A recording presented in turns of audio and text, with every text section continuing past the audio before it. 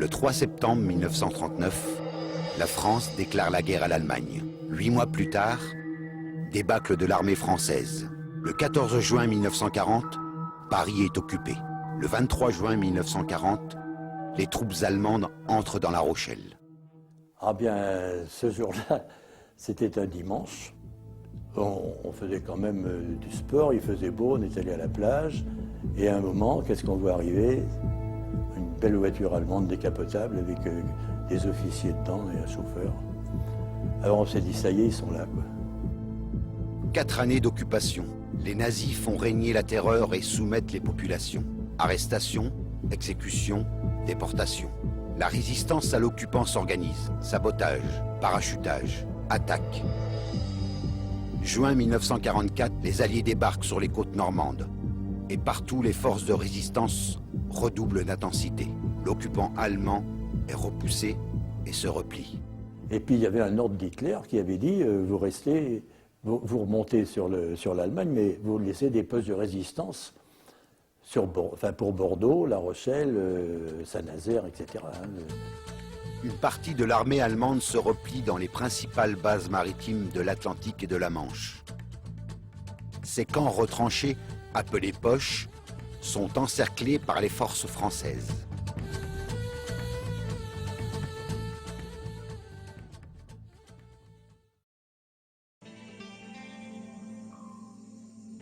La poche de La Rochelle, 13 septembre 1944, 8 mai 1945.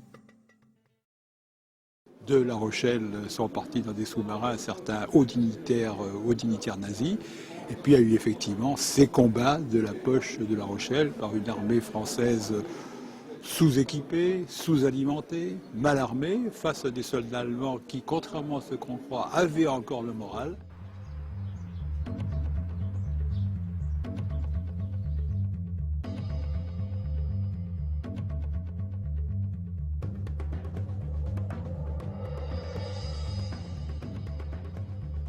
Le 13 septembre 1944, les troupes allemandes sont officiellement repliées sur La Rochelle.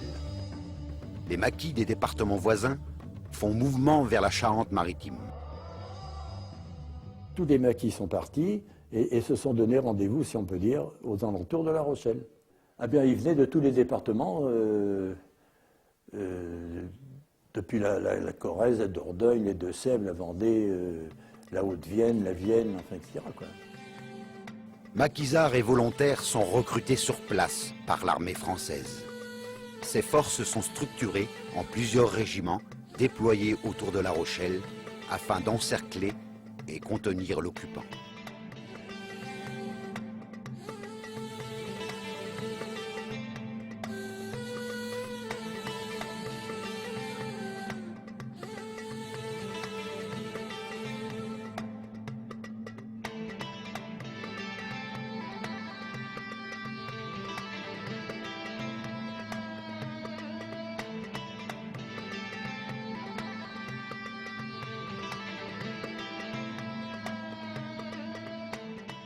La population des villages du Marais se retrouve au cœur des combats, entre les nazis et les FFI, forces françaises de l'intérieur.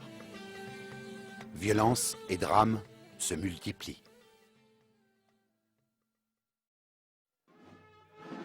Le Gué d'Alré le 15 décembre 2007, commémoration annuelle des événements meurtriers du 15 décembre 1944. Bien, c'est les Allemands qui ont foncé la ligne des FFI pour trouver à manger, quoi. Et nettement, c'était à manger. Et ils ont forcé les FFI.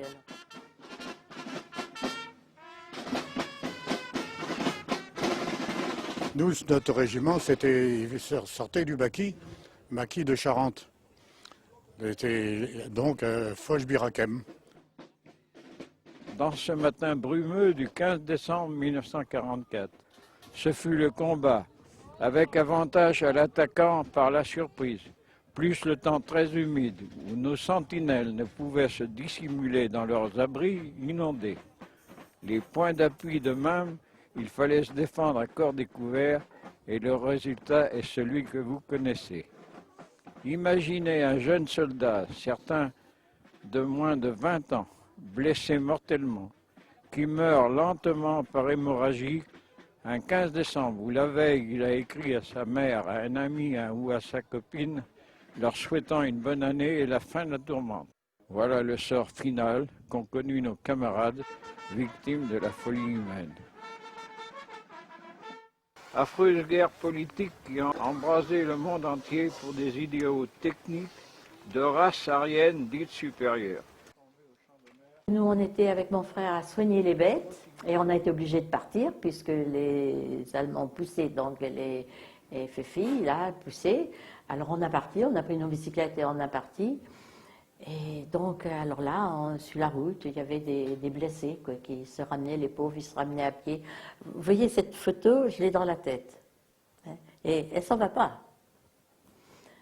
Tout le monde, ils venaient, les pauvres, il y en avait qui ne pouvaient pas marcher, d'autres qui s'entraînaient. J'avais 14 ans, moi, à l'époque. Alors, je le vivais comme ça par les rumeurs, hein, par les rumeurs. À 14 ans, bon, bien sûr, il y a eu une bataille, les gens là-bas avaient été tués. Ah oui, j'ai eu des copains qui ont été tués. Dans la neige, dans la boue, dans l'eau, dans les fossés. Hein? Dubois, Louis. Mort pour la France. Fouillou, André. Mort pour la France. Jousse, Et le lendemain, quand on est revenu, après, tout était au champ. Le cochon, les pommes de terre, tout était dans les champs, parce que les avions avaient venu et les avaient fait repousser, quoi. Il ne faudrait plus jamais avoir la guerre. D'abord, c'est pas beau, et c'est des innocents qui meurent de deux côtés. C'est pas les coupables qui font la guerre. Mais après cette journée-là, tout le monde a parti. On a traversé sur Cher avec, ce serait impossible maintenant, avec 15 vaches à pied, mais ça marque. Ça marque tout ça, l'évacuation. Hein, c'est les charrettes, on a emporté ce que l'on a pu, quoi, un petit peu. C'est-à-dire qu'après nous, on est reparti sur le front de Maran, partout où il y avait des coups durs, quoi. Il y a eu la peur aussi, peut-être. Et puis la peur qui recommence. Ils ont fait sur Saint-Sauveur après.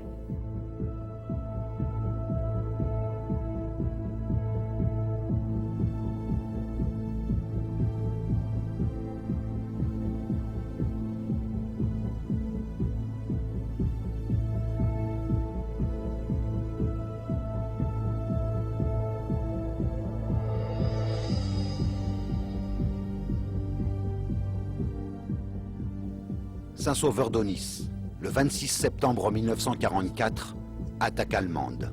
J'approchais de mes 5 ans, cette époque-là, dans le moment des coups durs, quoi. Quand ça s'est produit un après-midi, qu'on était à table en train de manger, puis tout d'un coup, mes parents entendent du bruit, puis ils s'inquiétaient, puis j'en ai regardé autour du mur du jardin, les FFI puis les Allemands qui se couraient après.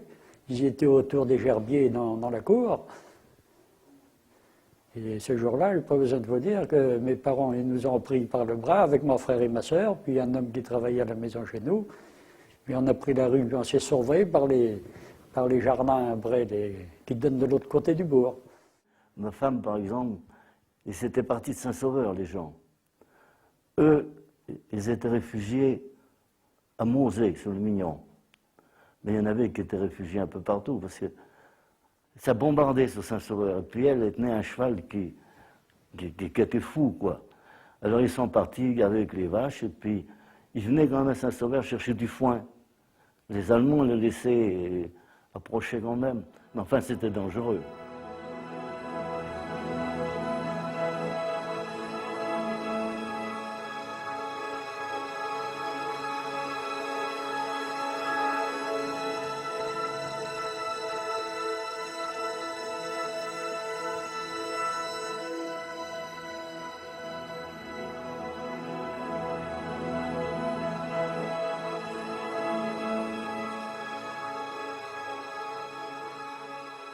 Le 15 septembre 1944, violents accrochages. Le 16 septembre 1944, 250 soldats nazis fortement armés reviennent à Ferrières-d'Aunis. les Allemands sont débarqués dans le village de Ferrières. Comme il y avait un PC avec les FFI dans le hameau de Chanteloup, eh bien, ils ont rasé les maisons. Je les vois là, sur leur fusil, là, porte à porte. Dès qu'un chien bougeait, il y avait une tirade. Oui. Quelqu'un passait dans la cour. Oh, un coup de pétard encore. Ça, je m'en souviens, parce que chez Vanneau, là, ça a pété. Chez Bonneau en face, ça a pété. Bon, et puis après, le soir, on a décidé de partir, parce que, ayant souffert avec l'histoire de notre père parti, notre frère, ma sœur et ma cousine Ginette ont décrété qu'il fallait quitter le village. Alors on a pris nos vélos et on est allé se rapatrier jusqu'à l'Annévoire, le village après la grève sur le Mignon. Tout le long de la route, on a rencontré des FFI qui parlaient le patois périgord. Notre grand-mère, qui avait plus de 80 ans, parlait avec eux et on nous avait bien dit, surtout ne revenez pas demain parce que ça risque de péter encore plus fort. Donc nous avons attendu. Parce que là, en fait, on était dans une soirée du 15 au soir, la veille du drame de Ferrières. Mais ça a été affreux, parce que Ferrières, ils ont fusillé ensuite les prisonniers qu'ils avaient, ils ont crevé les yeux des gens, enfin des prisonniers, ils ont tué des civils, ça a été quelque chose d'affreux.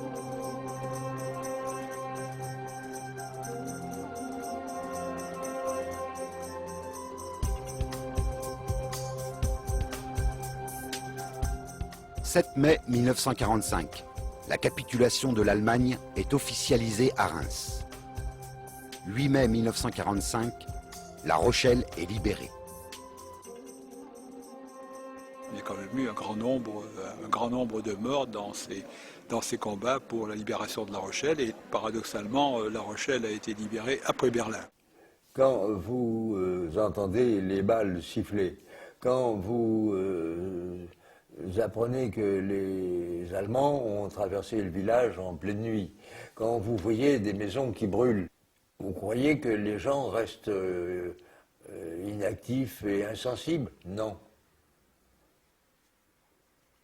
Il y a eu des drames dans le secteur et les gens ne peuvent pas rester insensibles. Vivre avec le souvenir. Ici, c'est mon père, donc il est mort, il avait 41 ans, puisqu'il était né en 1902 et qu'il est mort en 1944. C'est ça, Pierre? Oui, oui.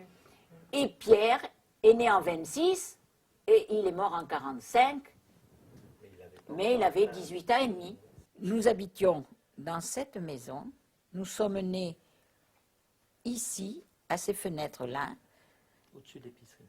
Et il y avait l'épicerie, il n'y avait pas cette grande porte-là, mais il y avait une pompe à essence dont les voitures allemandes s'arrêtaient pendant la guerre. Ça, quand on est venu arrêter mon père, il s'est présenté tout de suite parce qu'on a entendu le bruit d'une traction. Ça voulait dire que c'était des Allemands qui venaient chercher de l'essence.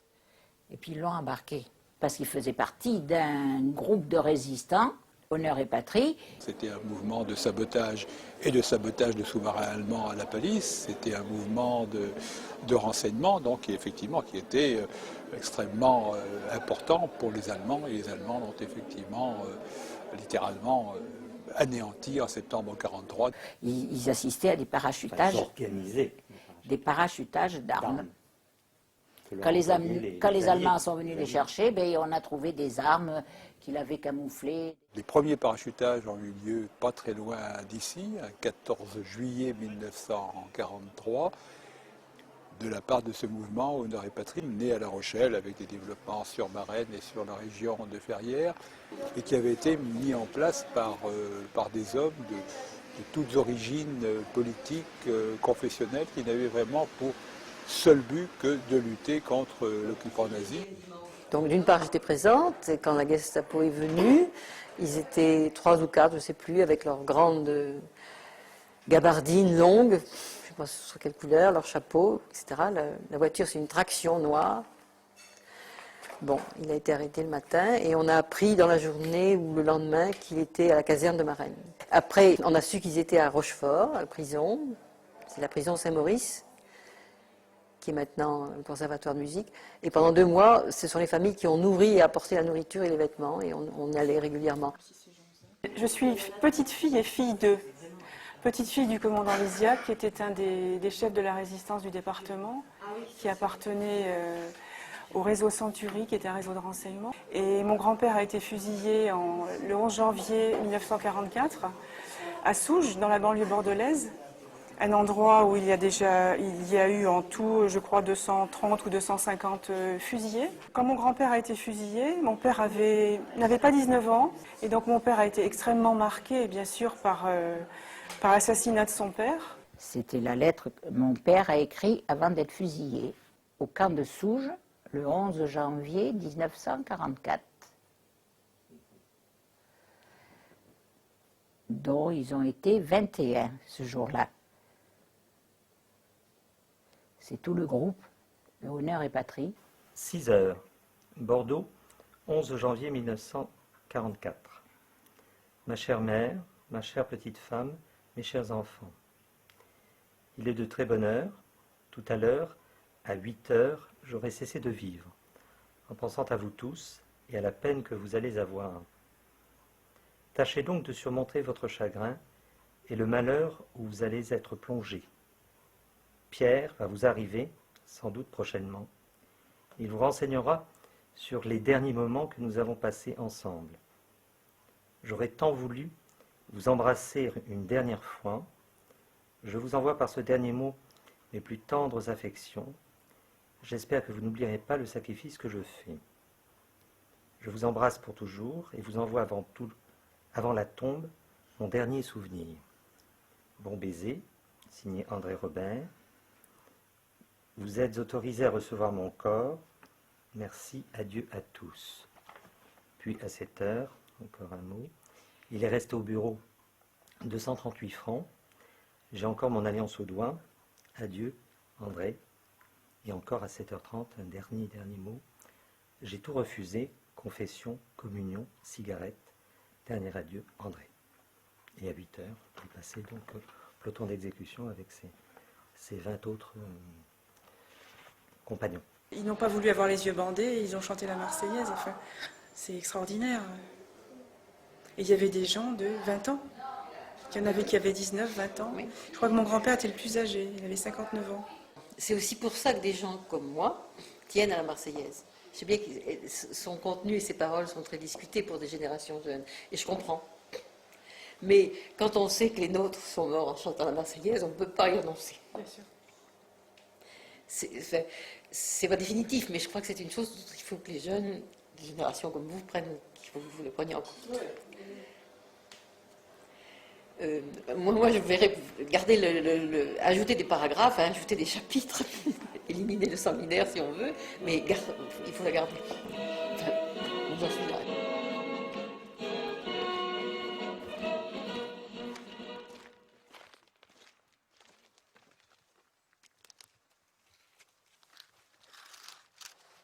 Moi, j'ai des camarades qui m'ont dit un jour, par hasard, mais en fin de compte, ton père est mort il y a des dizaines d'années, il est plus présent dans ta vie que le nôtre qui est vivant. Donc ça veut dire que même avant ma naissance, j'étais prédestiné, déjà de toute façon. Quel que soit le jour où je naîtrais, parce que j'étais le premier garçon de la famille, J'ai dit si c'est à un relever garçon, le défi. j'ai dit il portera le nom Et de... à faire vivre, notamment les morts, à faire survivre la mémoire. Inconsciemment, parce que maintenant avec tout ce que tu dis, si j'avais su, je t'aurais donné, je t'aurais appelé par Arthur, Ah, mais moi... je t'aurais appelé... Je sais, il y a des noms tellement... Mais moi, je ne regrette nullement.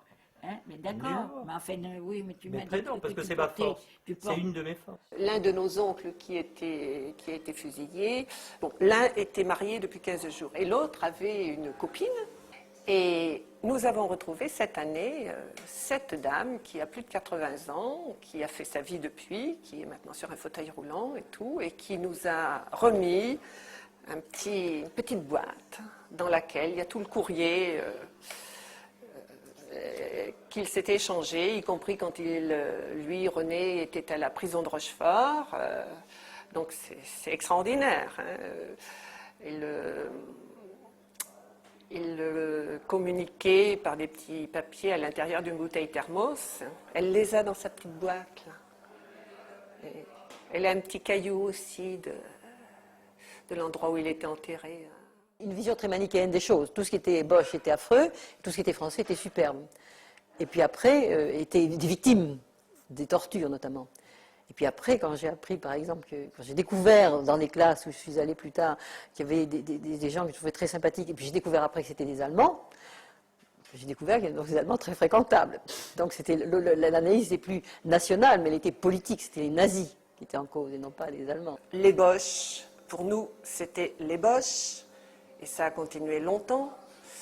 Quand j'avais une vingtaine d'années, un petit voyage entre jeunes là, était organisé en Allemagne et on osait à peine, enfin j'étais allée avec une autre de mes sœurs et aller en Allemagne, c'était terrible pour la famille. J'étais en pension à Bordeaux et une camarade de chambre est revenue des vacances en apprenant que son frère qui était engagé dans l'armée française, qui était parti en Indochine, et que les soldats français faisaient des tortures aux Vietnamiens. Donc pour moi, torture, c'était allemand, puisque mon père avait été torturé à la caserne de Marennes. Hein, et on le savait puisqu'on avait reçu les vêtements à la maison. Il n'y a pas de doute à avoir. Bon, pour moi, torture, c'était les nazis. J'ai découvert que les Français, eux aussi, étaient capables de faire des nazis. Donc quand on découvre ça petit à petit, on ne m'a pas fait une morale pour me faire évoluer raisonnablement. Ce sont des événements précis que j'ai vécus qui m'ont obligé à réfléchir et à remettre en cause ce à quoi je croyais, à recadrer les choses. Et puis un jour, on a repris des relations, enfin mes parents ont repris contact avec l'Allemand qui était prisonnier à la maison. Et puis après, quelques années après, ils sont venus au moment des vacances, passer quelques jours chez nous. Et puis ça s'est reproduit plusieurs fois. Puis après, c'est leurs enfants après, qui sont venus. Je fais partie des gens qui sont ravis que l'Europe existe et qu'on crée l'Europe. Et cette Europe, on y tient énormément parce que non seulement on le sait qu'il y a eu 70, 14 et 39, 45, mais que c'est quelque chose de très important. Mais c'est un genre de traumatisme, oui. Et là, vous me remettez drôlement. Hein. J'espère que cette nuit, je vais bien dormir. Hein. Mais là, on dit que la parole libère, maman. Oui. Et ce qui, justement, n'est pas dit en mots, par des mots, M-O-T-S, devient des mots M-A-U-X. Donc il vaut mieux le dire. Et on est là justement pour ça. Moi, je pense que c'est ma mission pour éviter les mots de la famille, pour en finir avec ces drames, pouvoir mettre des mots sur ce qui s'est passé, sur les événements, le transmettre d'une certaine façon.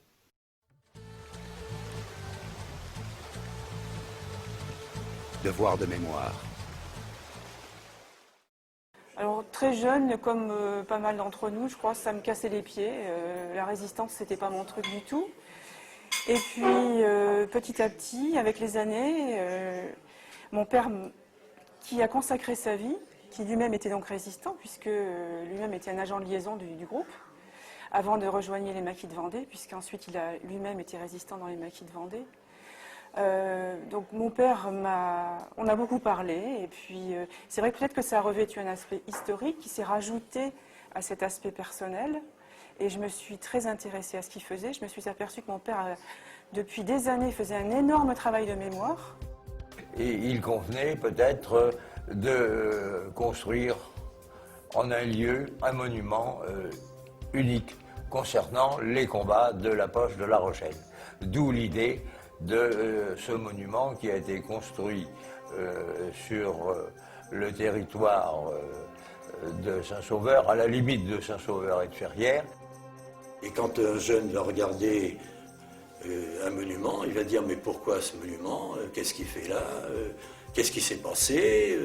Et pourquoi ça s'est passé comme ça? Et quand les hommes vont au cimetière sur les tombes de leur famille, de leurs parents, ils font une commémoration individuelle. Eh bien, la commémoration dans un pays, elle se fait également, mais à titre collectif.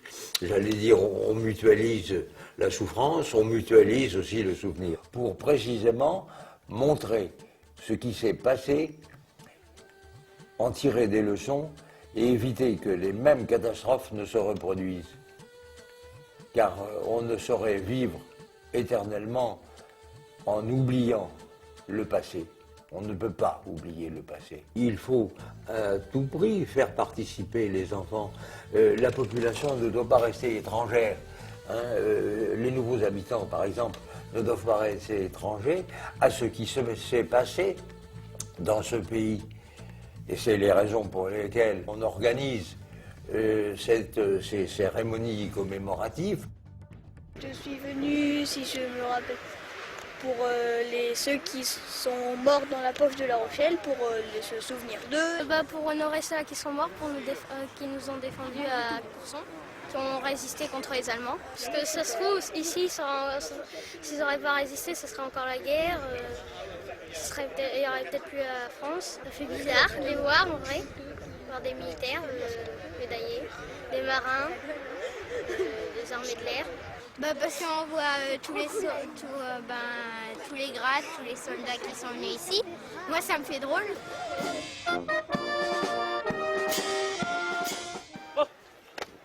Présentez. Il paraissait dormir, et son visage à verbe était calme et serein. Son dernier regard était plein d'espérance. J'avais 22 ans quand j'ai été prisonnier de guerre. C'est que j'ai eu un retour de captivité abominable. Sur la place, là, j'ai appris que ce qui s'était passé, donc que Beauvallon avait été brûlé, que mon père avait été tué, que mes frères avaient été emmenés à La Rochelle, à la commandature, à Lafond. Et tout ça, je vous garantis que quand vous rentrez, que vous avez l'espoir de retrouver votre famille et que tout se dérobe devant vous, c'est dur.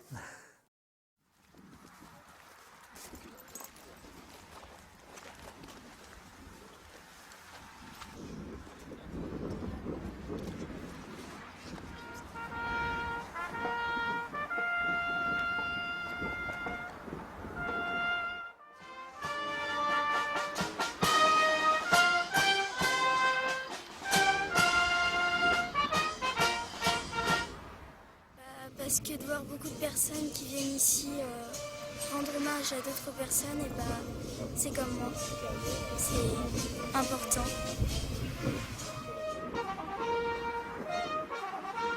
S'il avait, mettons, 20 ans, je pourrais lui dire, écoute, voilà, et ici il y a eu des volontaires de 20 ans qui se sont fait tuer pour que aujourd'hui tu sois libre et que tu puisses penser faire quelque chose de ta vie, quoi. Parce que nous, on était vraiment gênés avec cette histoire-là. L'occupation, par exemple, nous a bridés, au point de vue du travail, au point de vue école, au point de vue de beaucoup de choses.